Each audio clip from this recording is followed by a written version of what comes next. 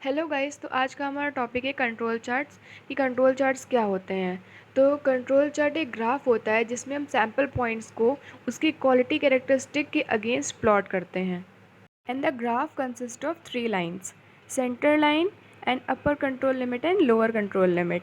तो जो centre line होती है वो वैल्यू होती है एवरेज क्वालिटी कैरेक्टरिस्टिक की, ठीक है। और अदर जो 2 हॉरिजॉन्टल लाइंस होती हैं, upper control limit and lower control limit, अगर जो हमारे सारे सैम्पल पॉइंट्स हैं वो below the upper control limit है and above the lower control limit है, तो हम कहते हैं कि हमारा जो प्रोसेस है वो इन कंट्रोल है।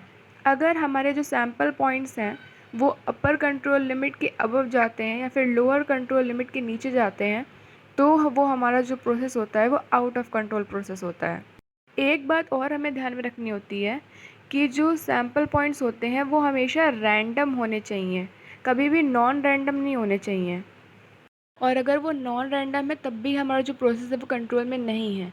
फॉर एग्ज़ाम्पल, अगर हमारे पास 20 पॉइंट्स हैं, हमने 20 पॉइंट्स प्लॉट किए हैं और हमारे 18 पॉइंट्स जो हैं वो अपर कंट्रोल लिमिट और सेंट्रल लाइन के बीच में हैं और सिर्फ 2 पॉइंट जो हैं वो सेंट्रल लाइन के नीचे गए हैं, लोअर कंट्रोल लिमिट और सेंट्रल लाइन के बीच में है वो दोनों, तो भी हम ये कहेंगे कि जो हमारा प्रोसेस है वो आउट ऑफ कंट्रोल है।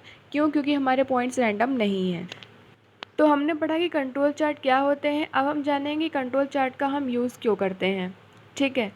तो ड्यूरिंग द प्रोडक्शन प्रोसेस जो असाइनेबल कॉजेज़ होते हैं, मतलब प्रिवेंटेबल कॉजेज़ जिनको हम प्रिवेंट कर सकते हैं, हम उन्हें कंट्रोल चार्ट की हेल्प से डिटेक्ट करते हैं, ठीक है।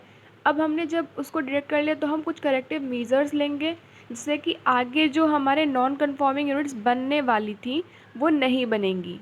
नॉन कन्फॉर्मिंग यूनिट्स का मतलब होता है डिफेक्टिव यूनिट्स।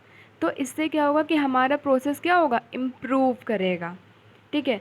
सेकेंड पॉइंट, इससे हम यूज़ कर सकते हैं प्रोडक्शन प्रोसेस के पैरामीटर्स को एस्टिमेट करने में। इन पैरामीटर्स का यहाँ पे कोई यूज़ नहीं है, लेकिन मैंने इसका जिक्र किया इसलिए मैं पैरामीटर्स के नाम बता देती हूँ। Productivity, quality, cost, delivery, safety and moral. तो आते हैं थर्ड पॉइंट पे। It may not be possible to completely eliminate variability in the process, but an effective tool in reducing variability as much as possible. तो ये permanently variations को नहीं हटाता है, बट जितना भी हो सके ये वेरिएबिलिटी को कम करता है। तो वैसे भी हमने पिछले वीडियोस में पढ़ा कि जो चांस कॉजेस होते हैं वो परमानेंट होते हैं और inherent part of the process होते हैं, उन्हें हम हटा नहीं सकते, ठीक है। तो ऑब्वियस सी बात है कि जो कंट्रोल चार्ट है वो चांस कॉजेस को नहीं हटा पाएगा, तो कहीं ना कहीं ये भी वजह है कि वो परमानेंटली वेरिएशंस को क्यों नहीं हटा सकता है, ठीक है।